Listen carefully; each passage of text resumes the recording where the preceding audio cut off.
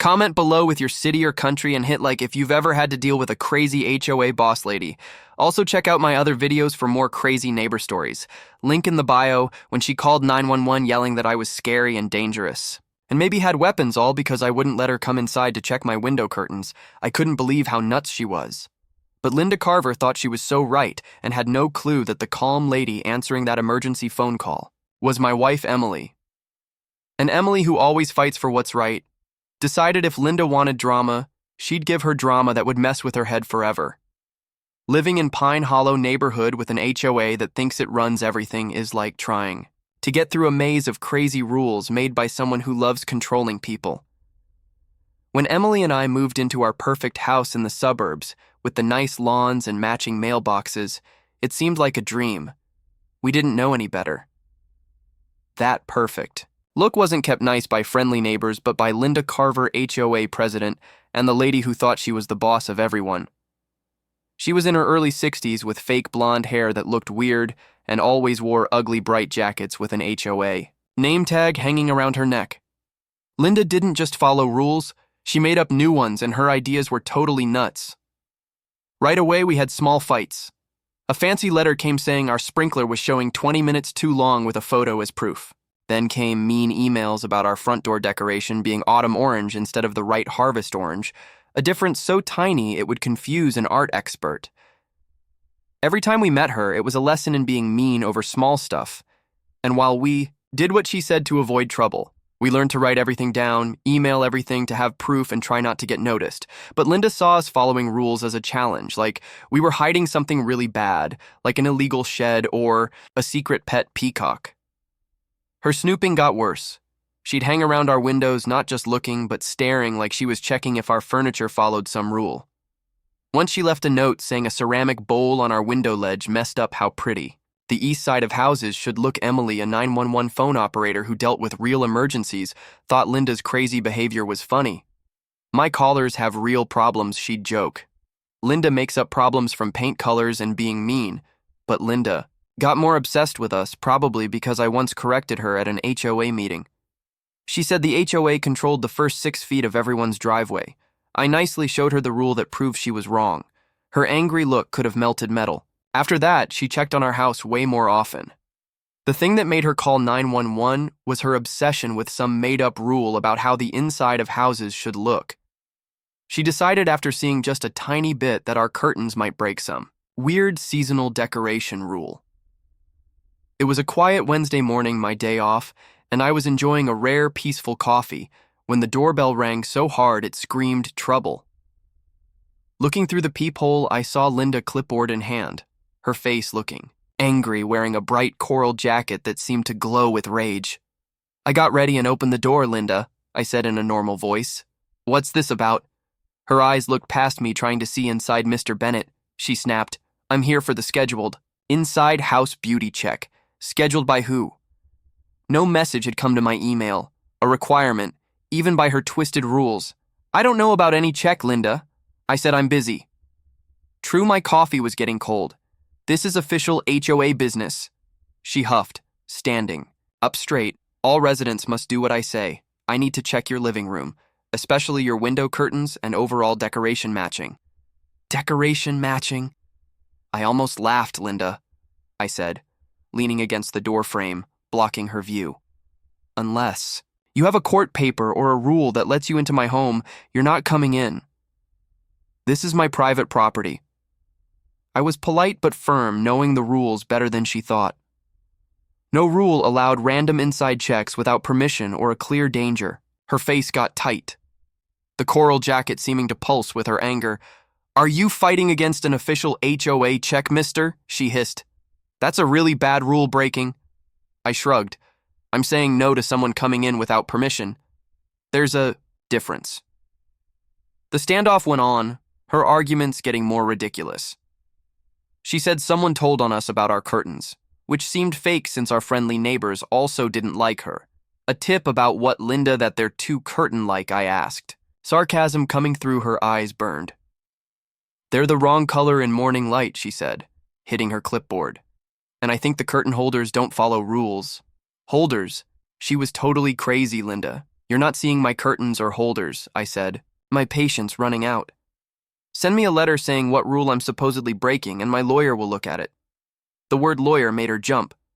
This is blocking, she screamed. You're being mean to an HOA officer doing her job.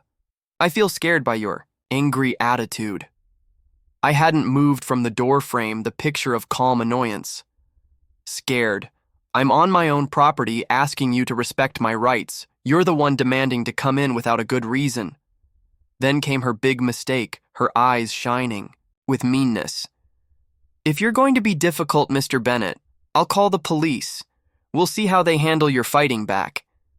She pulled out her phone, poking the screen, knowing Emily was probably working. A spark of excitement flickered. Go ahead. Linda, I said coolly. Tell them you're demanding to check my curtain holders and I'm being mean by saying no. Her face twisted.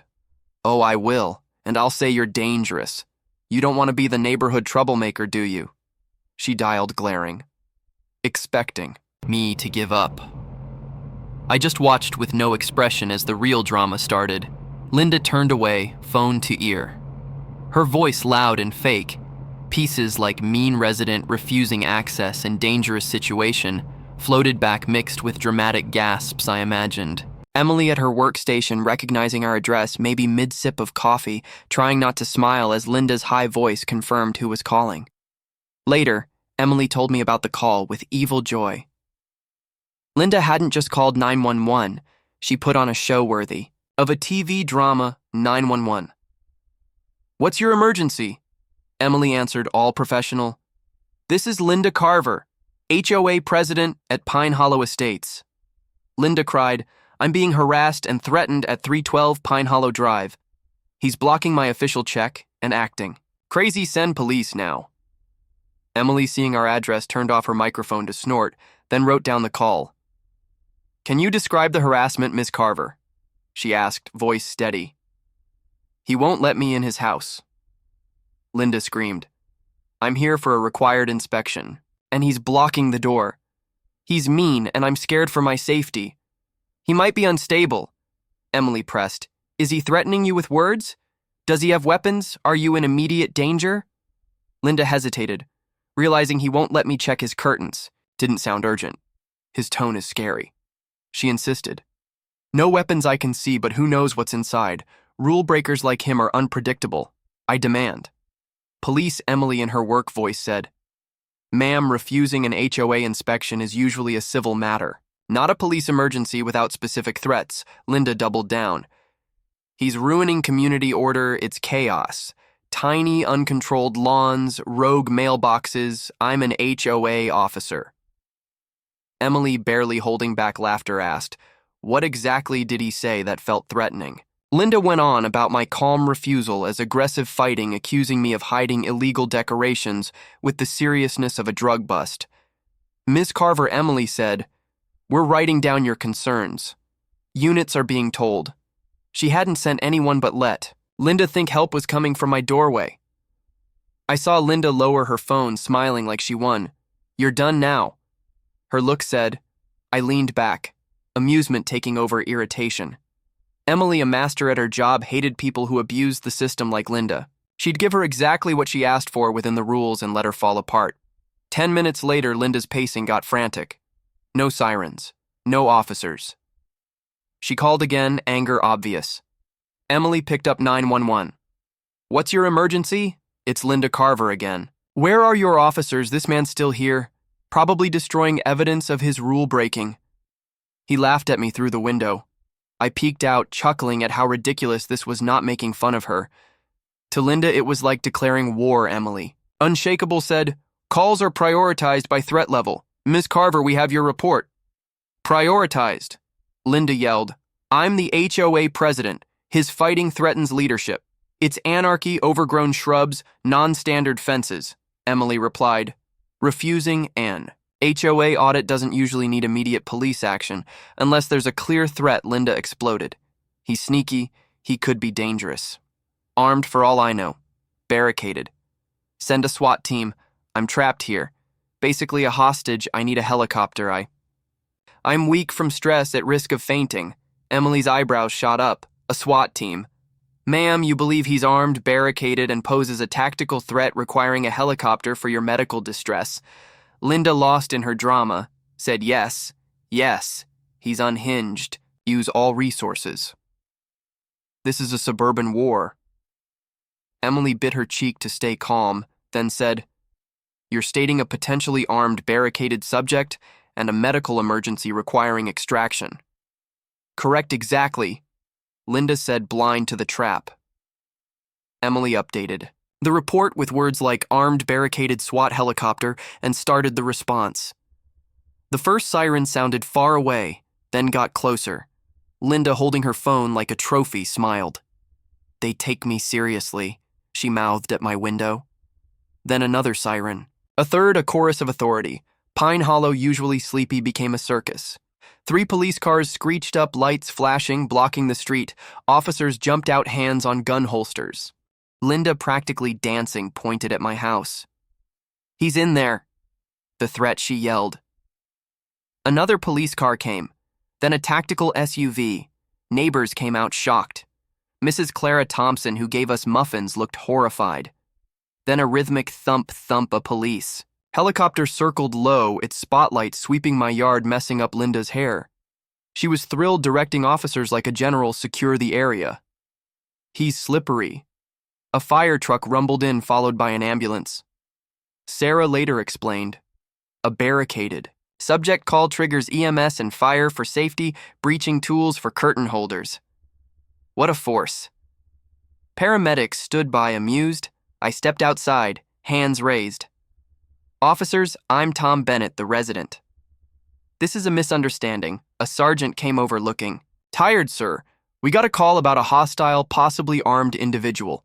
That you, according to Ms. Carver, I said, nodding at Linda, now yelling at an officer for not storming my house. My crime was refusing her unannounced curtain inspection. The sergeant's eyes looked at Linda, then back, curtains and holders. I added. She asked for SWAT and a helicopter for herself. Another officer reading notes tried not to smile. No barricades here, just coffee and supposedly bad window treatments.